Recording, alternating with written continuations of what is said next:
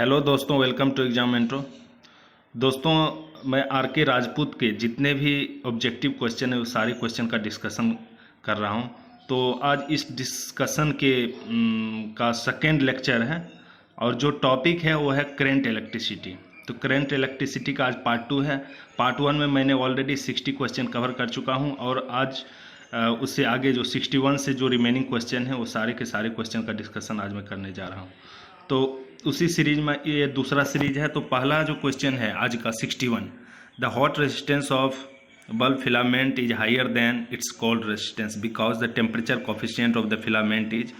तो यहाँ पे बोल रहा है कि hot resistance of the filament is higher than, मतलब टेम्परेचर जो है ज़्यादा है फिलामेंट का, is higher than cold resistance. तो क्या होगा, टेम्परेचर कब ज़्यादा होगा, तो क्या कब ज़्यादा होगा, जब पॉजिटिव टेम्परेचर कोफिशिएंट रहेगा। तो क्या रहेगा, पॉजिटिव टेम्परेचर कोफिशिएंट। इसका आंसर क्या होगा, पॉजिटिव टेम्परेचर कोफिशिएंट।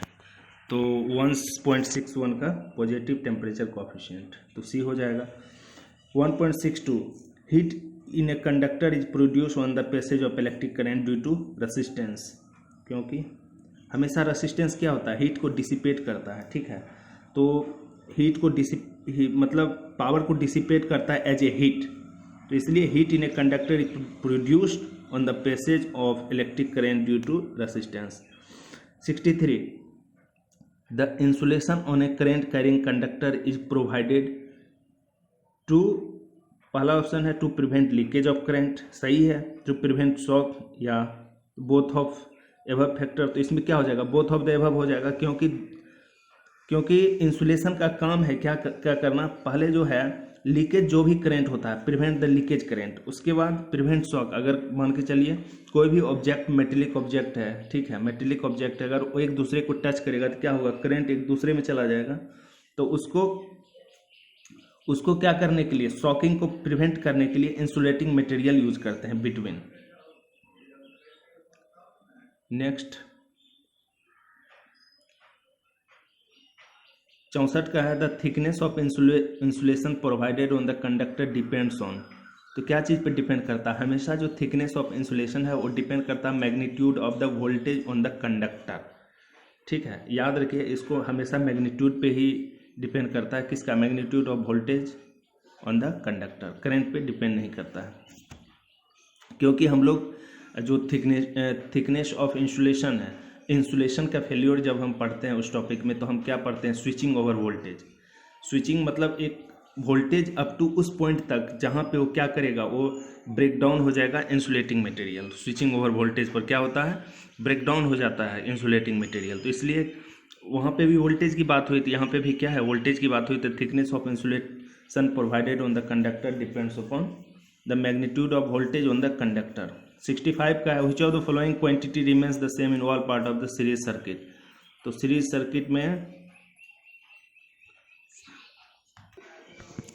सर्किट में जो है क्या सेम रहेगा, करंट सेम रहता है, और पैरेलल सर्किट में क्या सेम रहेगा, वोल्टेज सेम रहता है। तो इसका आंसर क्या हो जाएगा, करंट हो जाएगा।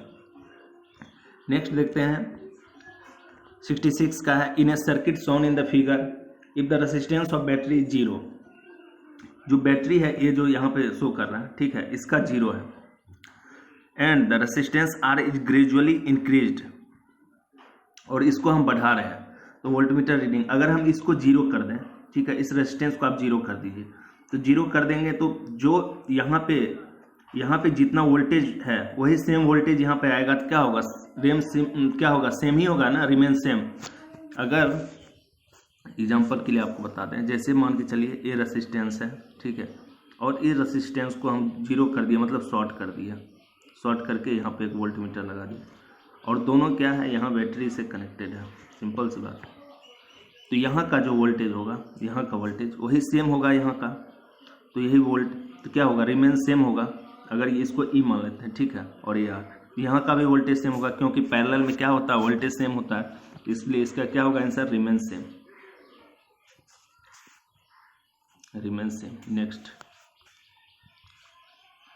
1.67, in the circuit shown in the figure if the battery has some finite resistance voltmeter reading will B.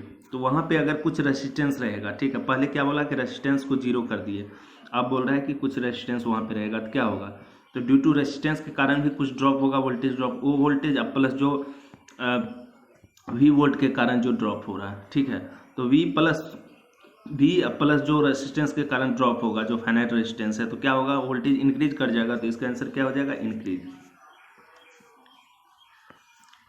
1.68 A 40 watt bulb is connected in series with a room heater. If now 40 watt bulb is replaced by a 100 watt bulb, the heater output will। देखिए क्या बोल रहा है कि एक 40 वाट bulb है, मान के चलिए ये 40 वाट का बल्ब ले लिया, यहाँ पे एक हीटर है, ठीक है, हीटर है, ये 40 वाट का है। अब हीटर का जैसे 1000 वाट का है, ठीक है, मान के चलते हैं 1000 वाट, तो हीटर का तो सेम ही रहेगा, लेकिन बोल रहा है 40 वाट को रिप्लेस करके 100 वाट में कर दिए, और यहाँ पे कोई वोल्टेज सोर्स है, ठीक है। तो ये बताइए अगर हम 40 वाट का करते हैं तो P इक्वल टू हम लोग को भी पता है V²/R होता है पावर, ठीक है। अगर 40 वाट, अगर क्या होगा 40 वाट है, उसके बाद 100 वाट रिप्लेस कर दिए कितने 100 वाट से, तो 40 वाट होगा, 100 वाट होगा तो ज़्यादा पावर होगा, तो रेजिस्टेंस क्या होगा, कम होगा। जब रेजिस्टेंस कम होगा पावर ज़्यादा होगा और रेजिस्टेंस कम होगा, तब क्या होगा, हीटर आउटपुट क्या होगा, क्योंकि जो सप्लाई से जाएगा वो ज़्यादा क्या होगा। और एक और बात, जब यहाँ पे रेजिस्टेंस कम होगा तो ओवरऑल करंट क्या करेगा, इंक्रीज करेगा, और करंट इंक्रीज करेगा तो क्या होगा, हीटर का आउटपुट क्या होगा, इंक्रीज करेगा। इसलिए इसका आंसर क्या हो जाएगा, B. A 40 watt bulb is connected in series with a room heater. If now 40 watt bulb is replaced by 100 watt bulb, the heat output will क्या होगा, इंक्रीज होगा। Next, A 500 watt 220 volt is supplied with a 110 volt power consumption by the bulb will be। देखिए बहुत ही simple है, यहाँ से पहले resistance निकाल लीजिए। R इक्वल टू क्या होता है, V²/P, तो V² 2220 इंटू 220 बाई 500 कितना आ जाएगा, 484/5, इतना रेजिस्टेंस आ गया। अब पावर कंज्यूमशन निकालना है, ठीक है, वाई बल्ब कितना 110 वोल्ट पे जब हम सप्लाई करते हैं, तो P इक्वल टू क्या हो जाएगा, V², तो 110 इंटू 110 बाई कितना, R तो सेम ही रहेगा ना, 484 इंटू 5। अब देखिए वो 11 इंटू 11 कितना होता है, 121/4 से कट गया तो कितना हो गया, ऊपर 500/4, 500/4 करेंगे कितना होगा, 125 वाट। तो एग्जैक्टली 1.25 तो नहीं होगा, लेकिन क्या हो रहा है, अगर वोल्टेज जैसे 220 वोल्ट है, ठीक है, अब हम उसको क्या कर रहे हैं, घटा दे रहे हैं 110 वोल्ट। तो पहले उसको आवश्यकता थी 220 वोल्ट की, लेकिन अब हम कितना दे रहे हैं, 110 वोल्ट। जो 110 वोल्टेज सोर्स से जो पावर कंज्यूम करेगा वो स्लाइटली ग्रेटर देन करेगा 125 वाट। तो क्या होगा, स्लाइटली ग्रेटर देन 125 वाट। इसका आंसर हो जाएगा आपका स्लाइटली ग्रेटर देन 125 वाट। अब नेक्स्ट चलते हैं,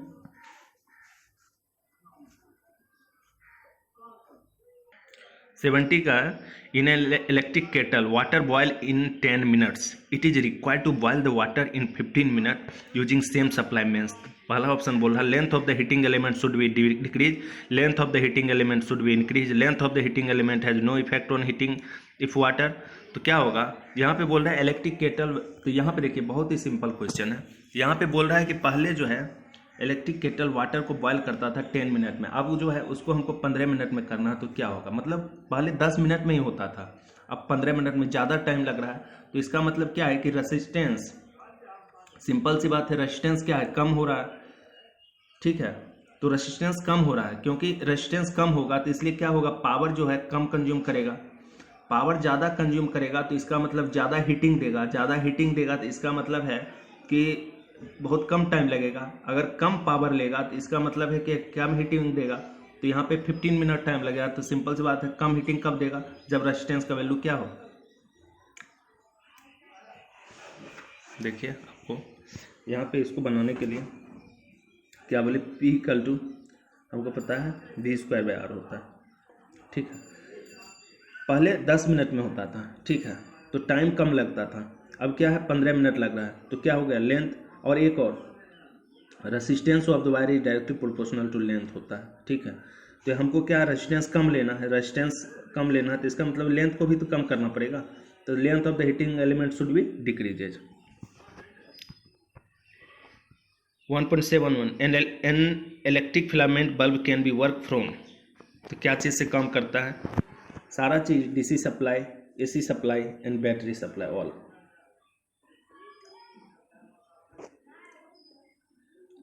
क्या हो जाएगा? All. 72 resistance of tungsten lamp. तो टंगस्टन लैंप का रेजिस्टेंस क्या होगा एज अप्लाइड वोल्टेज इंक्रीजेज। तो इसका जो होगा, इसका क्या होता है? इंक्रीज होता है। Resistance of a tungsten lamp increases as applied voltage increases. ये डिपेंडेंट होता है, ठीक है। अगर करंट इंक्रीज, अगर वोल्टेज इंक्रीज करेंगे तो क्या होगा? रेसिस्टेंस भी क्या होगा? इंक्रीज होगा। 73 electric current passing through the circuit produce. क्या प्रोड्यूस करेगा?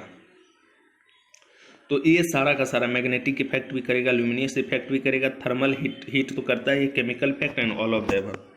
तो क्या हो जाएगा इसका? All of the above. 74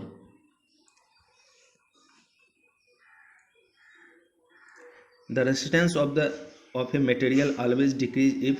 74 के क्या हो जाएगा answer? C number of free electron available become more. Resistance of material always decrease कब होगा? जब free electrons available become more. अगर कम होगा तो क्या हो जाएगा? एज ए क्या इंसुलेटर काम करेगा अगर फ्री इलेक्ट्रॉन कम हो जाएगा, बहुत ही कम हो जाएगा। लेकिन यहाँ पे resistance of material always decrease. Resistance कब डिक्रीज करेगा? जब number of free electrons available become more. 75 if the efficiency of machine is to be high what should be low. तो नहीं, सिंपल सी बात है, लॉसेस शुड बी लो होना चाहिए। लॉसेस कम होगी तभी तो एफिशिएंसी हाई होगी। 76 when electric current passes through a metallic conductor its temperature rises this is due to। तो ये होता है collision between conduction electron and atom, due to collision between conduction electron and atoms, option is correct। 77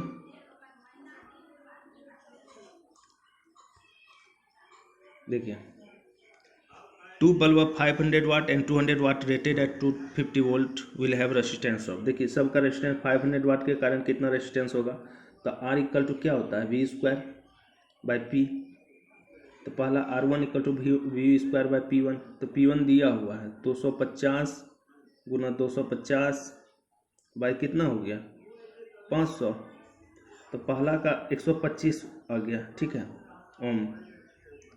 अब दूसरा करते हैं, R2 अगर निकालते हैं, R2 क्या हो जाएगा यहाँ पे?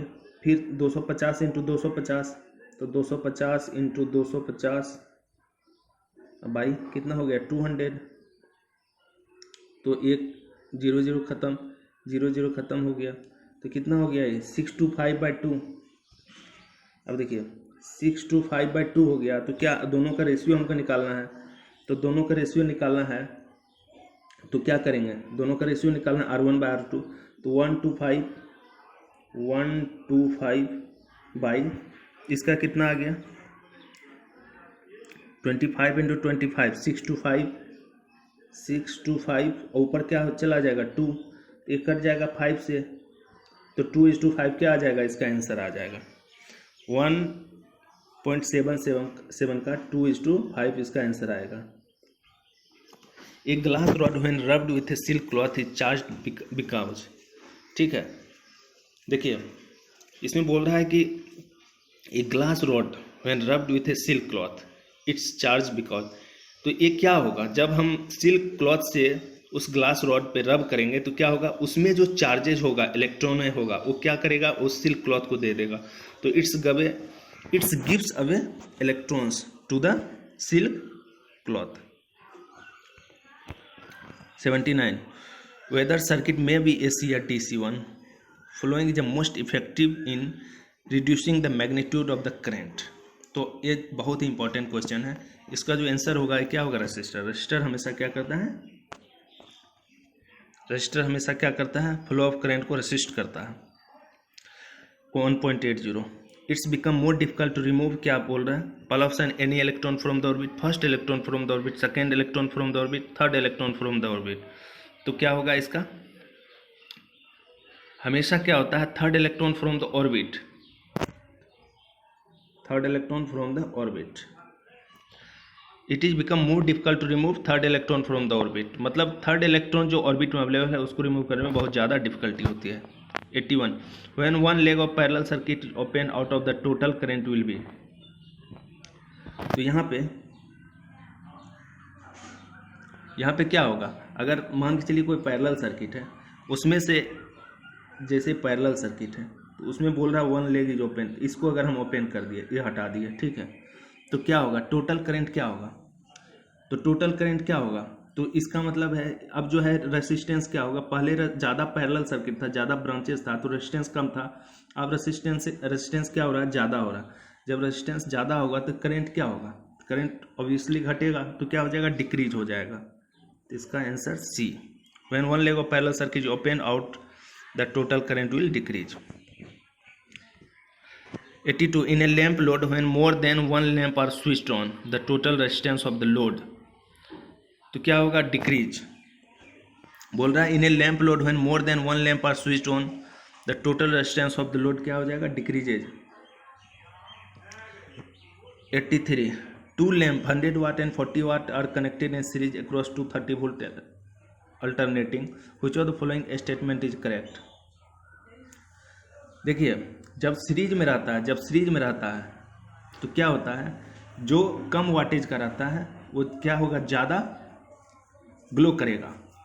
जो सीरीज में रहता है कम वाटेज का ज़्यादा ग्लो करेगा. जब यही कनेक्शन पैरेलल में रहेगा तो जिसका वाटेज ज़्यादा होगा वो ज़्यादा ब्राइटर देगा. ठीक है, तो नेक्स्ट है resistance of 220 volt 100 watt lamp will be. तो इसका भी उसी फार्मूला से निकाल सकते हैं. ये फार्मूला जो बताए थे, R = V²/P पे. V²/P, V आपका दिया हुआ है, P भी दिया हुआ है, तो आप आराम से निकाल सकते हैं. 84 का आंसर निकालिएगा 484 आएगा.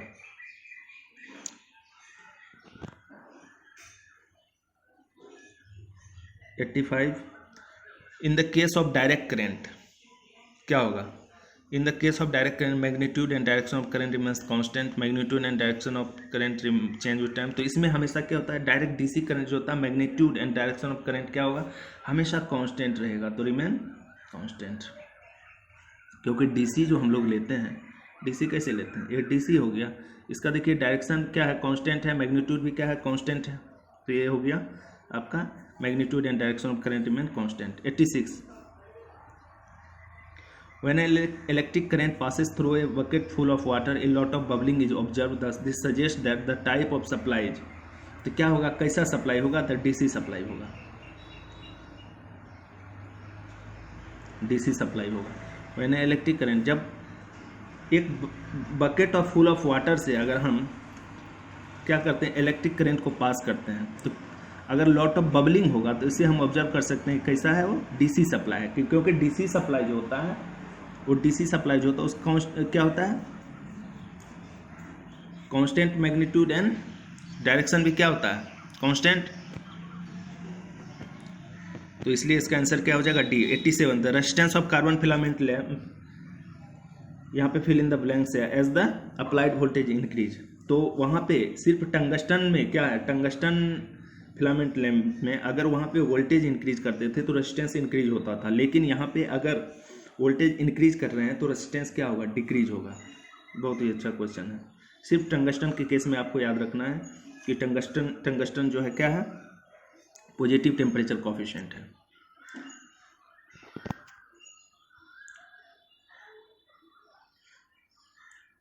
Bulb in street light are all connected in parallel. हमेशा पैरेलल में होता है. पैरेलल में इसलिए होता है, देखिए पैरेलल में इसलिए होता है जैसे स्ट्रीट लाइट है, ठीक है. पैरेलल में इसलिए होता है जैसे मान के चलिए ये पैरेलल है, ये पैरेलल है, ये पैरेलल है, पैरेलल है, ठीक है. यहाँ से हम सप्लाई दे रहे हैं, यहाँ से करंट दे रहे हैं, ठीक है. अगर मान के चलिए ये 4 अलग अलग स्ट्रीट लाइट लगा हुआ, ठीक है. इसमें मान के चलिए ये यहाँ पे कुछ खराबी हो गया, तो खराब होगा तो सिर्फ ये आइसोलेट होगा, ये सारा का सारा काम करेगा. 1 2 3 जो ये तीनों काम करेगा, लेकिन यहाँ पे सिर्फ ये आइसोलेट होगा. अगर यही सीरीज में रहता 1 2 3 4, तो अगर मान के चलिए एक खराब हो गया तो क्या हो जाता, फॉल्टी सेक्शन ओपन हो जाता, करंट जाता ही नहीं. इसके कारण जब करंट नहीं जाता तो इसमें सारे के सारे क्या करते हैं, वर्क करना बंद कर देते हैं। इसलिए क्या होता है, स्ट्रीट लाइट जो है हमेशा पैरेलल में कनेक्टेड होता है। और जो हमारे घर में एप्लीकेशंस हैं, जितने भी इलेक्ट्रिकल अप्लायंस हैं, वो सारे के सारे पैरेलल में होते हैं। 89 for testing appliance the wattage of the test lamp should be, तो हमेशा क्या होता है, हाई होना चाहिए, क्योंकि हमको पता नहीं रहता है कि कितना, अगर कोई भी एप्लीकेशन का हम वाटेज टेस्ट करना चाहते हैं तो हमेशा उससे ज़्यादा लेना चाहिए, उससे ज़्यादा रेटिंग का लेना चाहिए, ठीक है, तो इसलिए हाई होगा। 190 switching off A lamp in a house produce noise in the radio, this is because switching operation produce, तो क्या हो जाएगा इसका, arc across separating contact, arc के कारण स्विचिंग होता है, जो आर्क होता है स्पार्क, उसी के कारण अगर हम स्विच को ओपन करते हैं तो स्पार्किंग होता है, उसी स्पार्किंग के कारण जो है क्या होता है, रेडियो इंटरफेरेंस होता है, ठीक है, रेडियो इंटरफेरेंस होता है, तो उसी को बोलते हैं produce noise in the radio. 91 sparking occur when a load is switched off because the circuit has high, तो क्या होगा हाई, तो यहाँ पे क्या हो जाएगा इसका high inductance, high inductance. Sparking occur when the load is switch off because the circuit has high inductance. 92 copper wire of certain length resistance is drawn out to 3 times its length without change in volume, the new resistance of wire becomes, तो new resistance, तो यहाँ पे देखिए, यहाँ पे बहुत simple है, तो यहाँ पे वो बोल रहा है कि copper wire of certain length and resistance is drawn out to 3 times its length, पहले जो है, पहले लेंथ एल था, ठीक है, पहले लेंथ एल था, अब क्या हो गया 3L हो गया, तो आर इक्वल टू क्या होता है, हमको वही कह रहा है कि रेजिस्टेंस कितना होगा, तो R equal to rho L by A, ठीक है, लेकिन वॉल्यूम कांस्टेंट होगा, तो वॉल्यूम हमको एरिया नीचे दिया हुआ है, इसको वॉल्यूम बदलना है, एरिया का यूनिट मीटर स्क्वायर होता है, इसमें एल से मल्टीप्लाई कर देंगे, मीटर क्यों हो जाएगा तो वॉल्यूम हो आ जाएगा, तो ऊपर भी एल से मल्टीप्लाई करना पड़ेगा, इसका मतलब है R is directly proportional to L square, L square होगा, तो R directly proportional to L square, तो इसको हम लिख सकते हैं R1 by L1 square equal to R2 by L2 square. अब देखिए R1 आपका R1 निकालना है, ठीक है, R1 का कुछ नहीं है, मतलब कितना मल्टीपल टाइम्स है, कितना टाइम्स ज़्यादा है R2, तो R1 बाई L1, L1 का लेंथ L है तो L स्क्वायर, R2 निकालना हमको है, L2 3 टाइम्स हो जाता, तो 3L इन का स्क्वायर, तो 9L स्क्वायर हो जाएगा, तो R2 जो होगा क्या होगा 9 टाइम्स R1 होगा, तो इसका मतलब है R2 जो है कितना टाइम्स ज़्यादा होगा 9 टाइम्स, तो आंसर क्या हो जाएगा इसका C हो जाएगा 9 times. 93 when the resistance element of a heater fuses and then you reconnect it after removing a portion of it, the power of the heater will increases, power of heater will increases, क्या होगा कि जब fuse क्या होगा, heater fuses हो जाएगा तो क्या होगा, उसका रेजिस्टेंस पहले कम हो जाएगा, जब फिर हम रिमूव करके उस पार्ट को फिर से रिकनेक्ट करेंगे तो कितना होगा, हीटर का पावर इंक्रीज हो जाएगा। 94 a field of force can exist only between, तो फील्ड ऑफ फोर्स जो होता है हमेशा 2 आयंस के बीच एग्जिस्ट होता है, field of force can exist between 2 ions। 95 a substance whose molecules consist to dissimilar atom is called as, तो इसको बोलते हैं हम कंपाउंड, क्या बोलते हैं कंपाउंड, यौगिक। A substance whose molecules consist a dissimilar atom is called as compound। In 1 microvolt क्या होता है, 1 माइक्रोवोल्ट मतलब micro means 10⁻⁻6 volt. 97 which of the following could be the value of resistivity of copper, तो copper का resistivity इसमें से कौन सा हो सकता है, तो कॉपर का रेसिस्टिविटी जो है इसमें 1.72 इंटू 10⁻⁻8 ओम मीटर, यही होगा कॉपर का resistivity. 98 international ohm is defined in terms of the resistance of, क्या होगा कॉलम ऑफ मरकरी, ये बहुत ही अच्छा क्वेश्चन है, ये क्वेश्चन बहुत बार एग्जाम में आ चुका है, यूपी PCL में भी आ चुका है ये क्वेश्चन, इसका क्या होगा ये column of mercury. 99 3 identical resistors are first connected in parallel and then in series the resultant resistance of the first combination to the second। ठीक है, तो देखिए क्या बोल रहा है, 3 identical resistors are first connected in parallel। तो parallel में क्या था, पैरेलल में था कितना रेजिस्टेंस हो गया होगा R/3। उसके बाद देन इन सीरीज तो क्या हो जाएगा 3R, यही होगा ना। तो क्या हो जाएगा, तो अब इसका हम करेंगे, इसका रेशियो हमको पूछा है। ठीक है, ठीक है, तो क्या इसका अगर करेंगे तो R/3 गुना 3R, R कैंसिल, तो 3 × 3 9, तो 1/9 टाइम्स हो जाएगा। तो क्या हो जाएगा answer 1/9। Which of following relation is incorrect, P = VI सही है, P = I² R भी सही है, P = V² सही है, लेकिन C जो है क्या गलत है, इसलिए ये आंसर होगा। 101 which method can be used for absolute measurement of resistance। देखिए एब्सोल्यूट मेजर ऑफ रेजिस्टेंस जो होता है वो व्हिटस्टोन ब्रिज मेजर करता है। व्हिटस्टोन ब्रिज मेथड क्या करता है, एब्सोल्यूट मेजरमेंट ऑफ रेजिस्टेंस। 102 है the equivalent resistance between L and M of the circuit shown, मतलब इक्विवेलेंट रेजिस्टेंस पूछ रहा है किसके बीच में, L और M के बीच में, L और M के बीच में। तो L और M के बीच में हमको निकालना, L और M के बीच में, तो यहाँ पे कितना होगा, यहाँ पे देखिए 6 ओम और ये दोनों सीरीज में है तो 20 ओम हो गया। फिर ये पैरेलल में है तो 20 ओम पैरेलल में हो जाएगा तो 10 ओम हो जाएगा। फिर 10 + 10 ओम, फिर 10 ये सीरीज में आ जाएगा 20, तो 20 × 20/40 कितना हो जाएगा इसका 10 ओम हो जाएगा आंसर। तो इसका ये होगा 103 3 6 ohm resistance are connected to form a triangle, what is the resistance between any two corner. तो ठीक है, ट्रायंगल मतलब कैसा है, डेल्टा है, ऐसा बोल रहा है कि कनेक्शन है।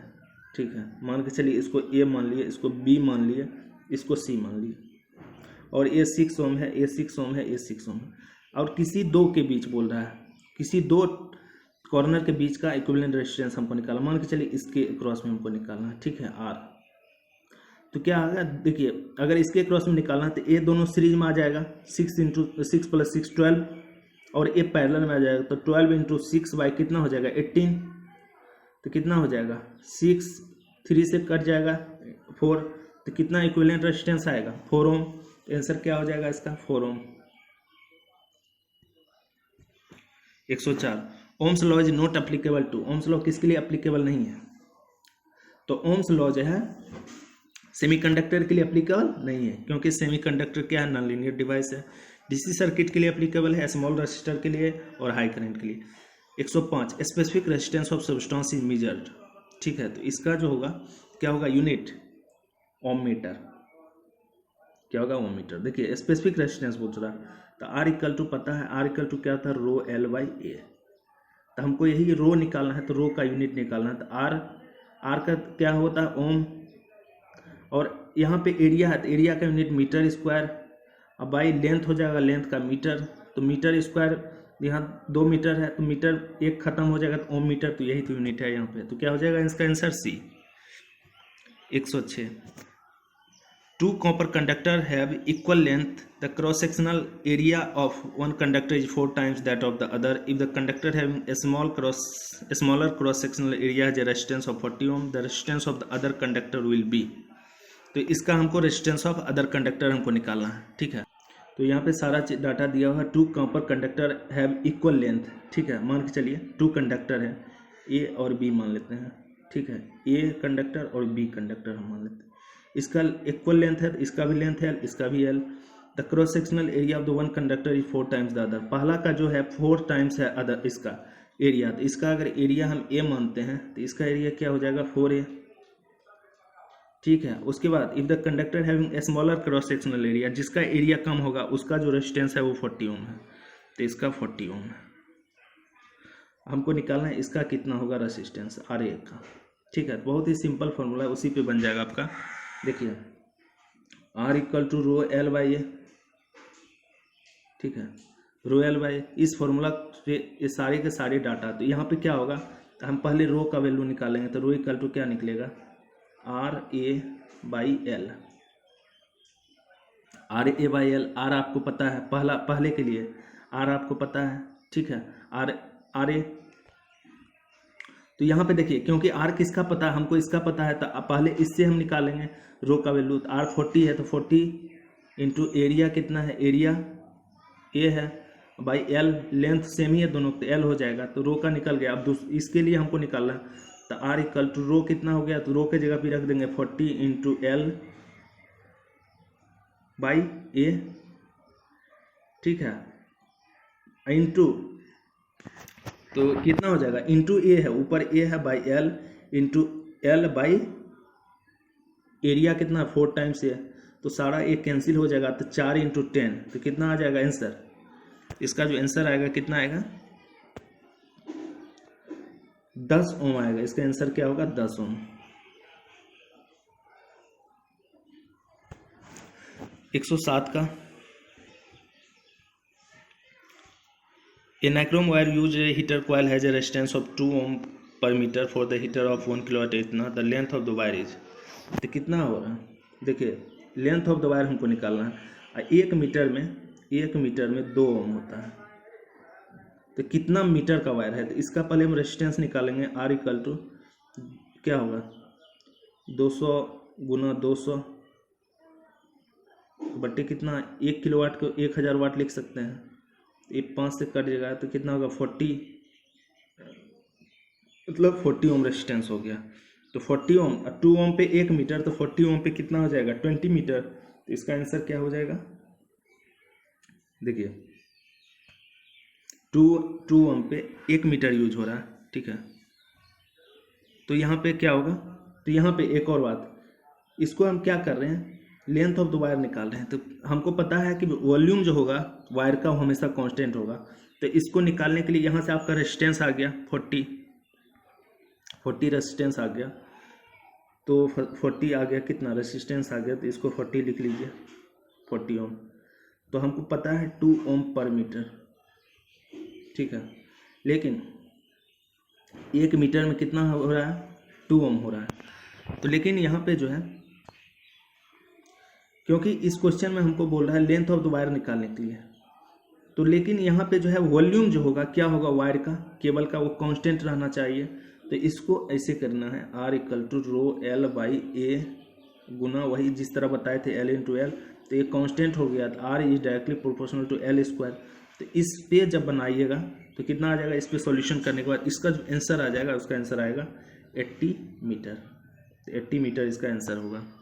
Next, temperature coefficient resistance is express in terms of, इसका जो हो जाएगा, इसका आंसर सी होगा, ohm per ohm degree Celsius. Which of the following material has a least resistivity, सबसे ज़्यादा रेसिस्टिविटी किसका होगा, सबसे कम, लीस्ट है सबसे कम, तो क्या होगा, copper. 110, according to the fuse law the current carrying capacity varies as, तो क्या होगा, according to the fuse law, तो ये पता है d पर पावर 1.5 होता है, ठीक है, d टू द पावर 1.5, तो यानी डायमीटर का के ऊपर जो है 3/2 होगा। Which of the following lamp will have least resistance at room temperature, तो यहाँ से आप आराम से निकाल सकते हैं, R equal to V square by P पे, तो इसका जो है आंसर क्या हो जाएगा, 200 watt 220 volt. Which resistor will physically larger in size, ठीक है, तो लार्जर इन साइज कौन सा होगा इसका, तो जिसका क्या होगा, देखिए लार्जर इन साइज जिसका जब सबसे ज़्यादा पावर होगा वो लार्जर इन साइज होगा। When current flowing through heater coil it's glows but simply wiring does not glow because, यहाँ पे क्या होगा, पहला ऑप्शन है current through supply lines flow at slow speed, ये गलत है, supply wiring is covered with in insulation layer, गलत है, resistance of heater coil is more than the supply wire, ये सही है, ये क्या होगा, आंसर सही है सी। क्यों नहीं ग्लो होता है, क्योंकि resistance of the heater coil जो होता है वो ज़्यादा होता है कंपेयर टू सप्लाई वायर का, जो सप्लाई में हम लोग सप्लाई केबल यूज़ करते हैं उससे ज़्यादा होता है, इसलिए क्या होता है कि सप्लाई वायर क्या करता है, ग्लोज नहीं होता। 114, the condition for the validity under ohms law is that, तो यहाँ पे कि टेम्परेचर, यहाँ पे देखिए क्या होता है, पहला ऑप्शन है रेजिस्टेंस मस्ट बी यूनिफॉर्म, तो यही ऑप्शन होगा, रेजिस्टेंस मस्ट बी यूनिफॉर्म होगा, ठीक है, क्योंकि लीनियर कंडीशन को फॉलो करता है ओम्स लॉ। तो इसका जो आंसर हो जाएगा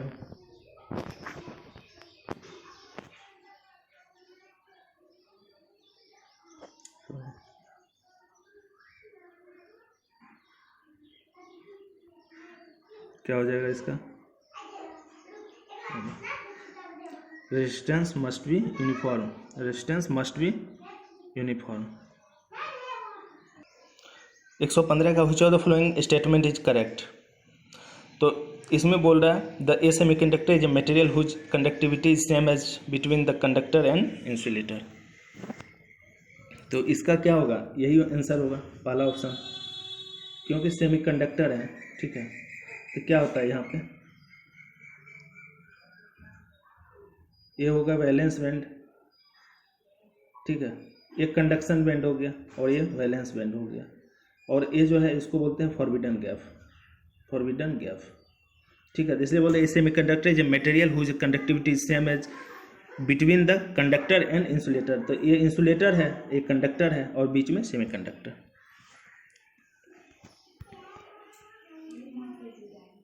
116 rheostat differs from potentiometer is the respect that it. तो इसका जो होगा, इसका होगा पहला option has lower wattage rating, has higher wattage rating. तो इसका ज़्यादा वाटेज रेटिंग होता है, ठीक है, रियोस्टेट का।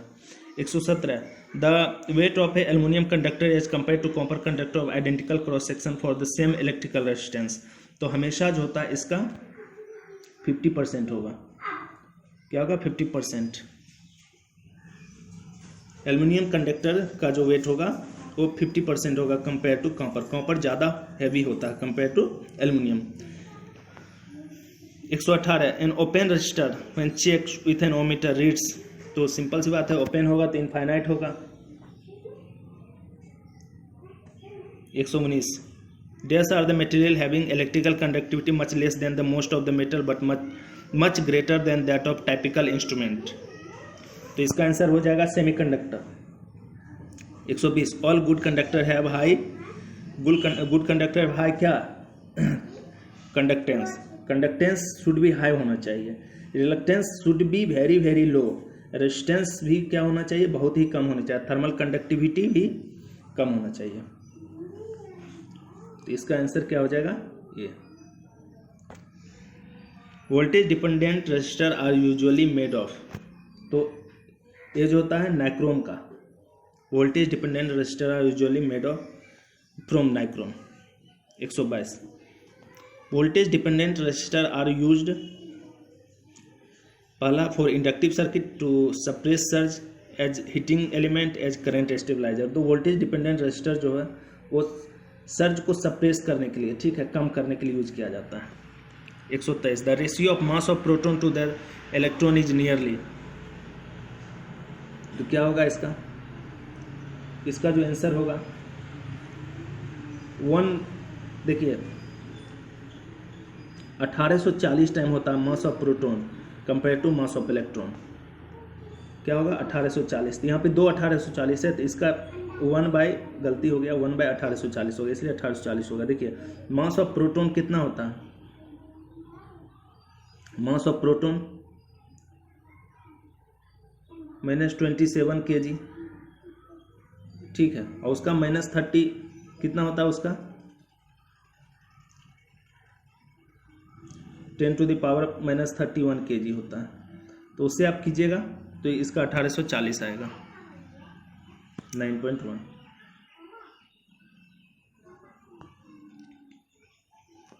124 the number of electron in outer most orbit of है कार्बन एटम।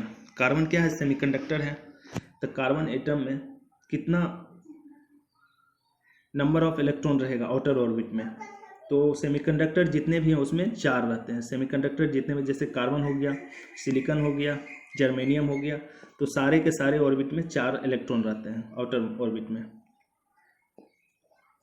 देखिए क्यों, देखिए क्या होता है, कार्बन का 6 रहता है, तो इसका क्या होगा 2 4, लेकिन ये ऑक्टेट पूरा करेगा तो इसको 4 और चाहिए, लेकिन यहाँ पे देखिए कितना है टोटल 4 है, इसलिए 4 हो जाएगा।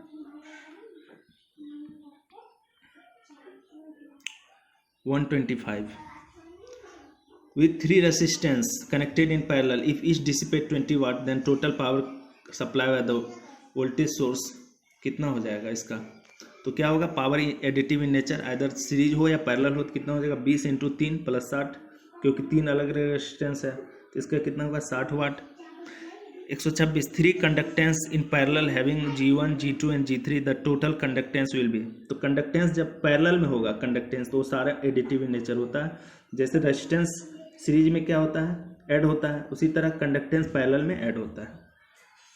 जब इस सारे को ऐड कीजिएगा तो इसका जो आंसर आएगा आपका 9000 माइक्रो मोह आएगा।